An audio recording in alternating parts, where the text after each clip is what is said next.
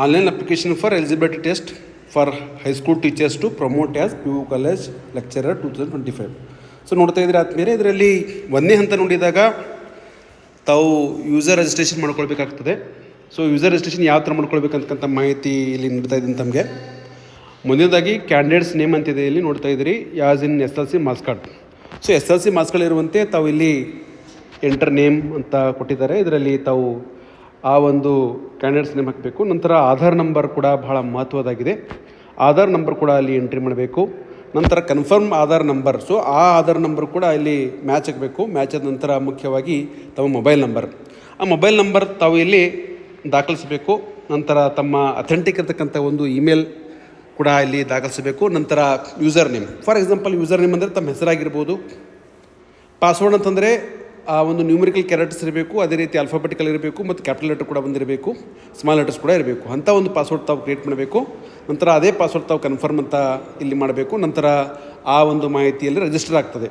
So register ಆದ ನಂತರ ಮತ್ತೆ ತಾವು ಇಲ್ಲಿ ಲಾಗಿನ್ ಆಗಬೇಕಾಯ್ತಂದರೆ ಮುಖ್ಯವಾಗಿ ಅಲ್ಲಿ ಯೂಸರ್ ನೇಮ್ ಮತ್ತು ಪಾಸ್ವರ್ಡ್ ಕೂಡ ಅಲ್ಲಿ ಬೇಕಾಗ್ತದೆ. ಸೊ ಅಭ್ಯರ್ಥಿಗಳು ಆನ್ಲೈನ್ ಅರ್ಜಿ ಸಲ್ಲಿಸಲು ನೋಂದಾಯಿಸಿಕೊಳ್ಳುವಾಗ ಬಳಕೆದಾರರ ಹೆಸರು ಮತ್ತು ಪಾಸ್ವರ್ಡ್ ಕೂಡ ಅಲ್ಲಿ ಬರೆದಿಟ್ಕೊಳ್ಬೇಕಾಗ್ತದೆ. ಸೊ ನಂತರ ಮುಂದಿನ ಮಾಹಿತಿ ನೋಡಿದಾಗ ಅಲ್ಲಿ ಮುಖ್ಯವಾಗಿ ನೋಡ್ತಾ ಇದ್ದೀರಿ, ಅಲ್ಲಿ ಮೊದಲನೇದಾಗಿ ಈ 4 ಸ್ಟೆಪ್ ಕಾಣ್ತಾ ಇದ್ದೀರಿ. ಅದರಲ್ಲಿ ಒಂದನೇದಾಗಿ ಪರ್ಸ್ನಲ್ ಎಜುಕೇಷನ್ ಡೀಟೇಲ್ಸ್ ಅಂತ ಕೊಟ್ಟಿದ್ದಾರೆ. ಅದರ ರೀತಿ ಫೋಟೋ ಆ್ಯಂಡ್ ಸಿಗ್ನೇಚರ್ ಕೊಟ್ಟಿದ್ದಾರೆ.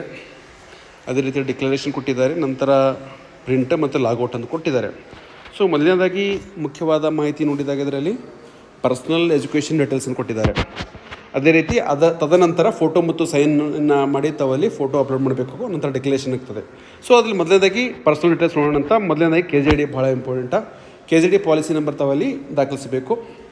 ಅದೇ ರೀತಿ ನೇಮ್ ಆಫ್ ದ ಟೀಚರ್ ನೇಮಲ್ಲಿ ಕರೆಕ್ಟಾಗಿ ಬರೀಬೇಕು. ನಂತರ ಜೆಂಡರ್ ಮೇಲ್ ಫಿಮೇಲ್ ಟ್ರಾನ್ಸ್ಜೆಂಡರ್ ಅದು ಆದ ನಂತರ ಡೇಟ್ ಆಫ್ ಬರ್ತ್ ಸರಿದಂಥ ಒಂದು ಡೇಟ್ ಆಫ್ ಬರ್ತಲ್ಲಿ ಕೊಡಬೇಕು. ಡೇಟ್ ಫಸ್ಟಿಗೆ, ನಂತರ ಮಂತ್, ಆನಂತರ ಇಯರ್. ಸೊ ಆನಂತರ ರಿಲಿಜನ್ ಧರ್ಮ ಯಾವುದು, ಕ್ಯಾಟಗರಿ ಯಾವುದು, caste, name of the school, the working place ಕೂಡ ಅಲ್ಲಿ ದಾಖಲಿಸಬೇಕು. ನಂತರ ಪ್ಲೇಸ್ ಆಫ್ ವರ್ಕಿಂಗ್ ಎಲ್ಲಿದ್ದೀರಿ, ನಂತರ ಡೇಟ್ ಆಫ್ ಜಾಯ್ನಿಂಗ್ ಯಾವಾಗ ಜಾಯ್ನಿಂಗ್ ಆಗಿದ್ದೀರಿ ತಾವು ಸರ್ವಿಸ್, ಅದು ಇಂಪಾರ್ಟೆಂಟ.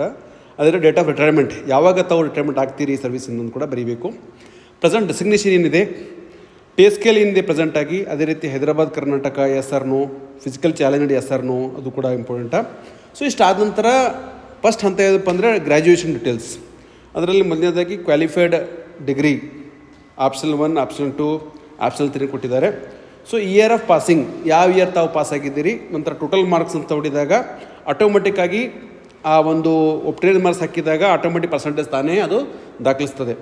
ನಂತರ ಪ್ರೊಫೆಷನಲ್ ಕ್ವಾಲಿಫಿಕೇಷನ್ ಮೀನ್ಸ್ B.Ed.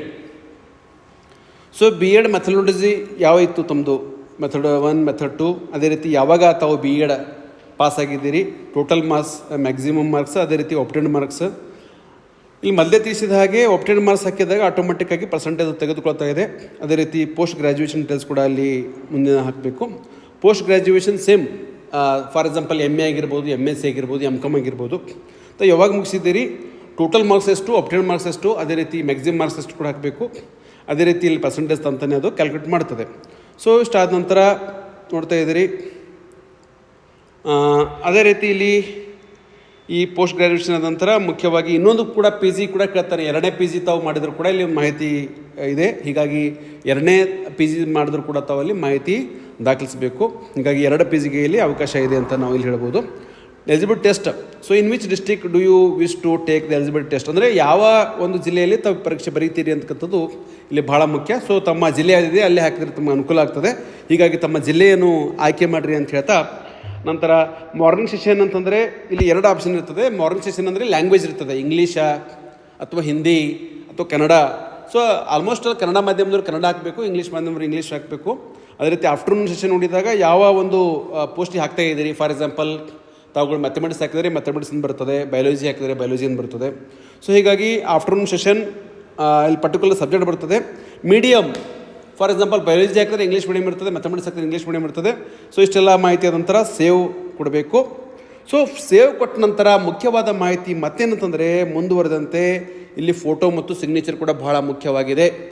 ಆ ಫೋಟೋ ಸೂಚಿಸಿದಂತಹ ಒಂದು MBAಯಲ್ಲಿ ತಾವು ಫೋಟೋ ರೆಡಿ ಮಾಡಿ ನಂತರ ಸಿಗ್ನೇಚರ್ ಕೂಡ ಇಂಪಾರ್ಟೆಂಟ್. ಫೋಟೋ ಸಿಗ್ನೇಚರ್ ಆದ ನಂತರ ಅಲ್ಲಿ ಮುಖ್ಯವಾಗಿ ಅಪ್ಲೋಡ್ ಮಾಡಬೇಕು. ಅಪ್ಲೋಡ್ ಮಾಡಿದ ನಂತರ ಅಲ್ಲಿ ಘೋಷಣೆ ಇದ್ದಿರ್ತದೆ. ಘೋಷಣೆ ಮಾಡಿದ ನಂತರ ಅಲ್ಲಿ ಪ್ರಿಂಟ್ ಹಾಕಿದ ನಂತರ ಅಲ್ಲಿ ಸಂಪೂರ್ಣವಾದಂತಹ ಒಂದು ಪ್ರೊಸೀಜರಲ್ಲಿ ಮುಗ್ತದೆ. ನೋಡ್ತಾ ಇದ್ದಾರೆ, ಇದರಲ್ಲಿ ಫೋಟೋ ಇದೆ, ಚೂಸ್ ಫೈಲ್ ಅಪ್ಲೋಡ್ ಅಂತಿದೆ. ಅದೇ ರೀತಿಯಲ್ಲಿ ಫೋಟೋ ಅಪ್ಲೋಡ್ ಆಗ್ತದೆ, ಅದೇ ರೀತಿ ಸಿಗ್ನೇಚರ್ ಕೂಡ ಇಂಪಾರ್ಟೆಂಟ, ಹೀಗಾಗಿ ಅಪ್ಲೋಡ್ ಆಗ್ತದೆ.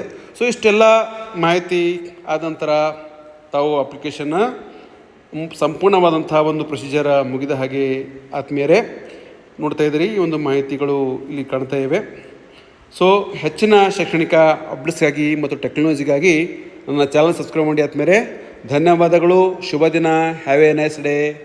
Thank you very much.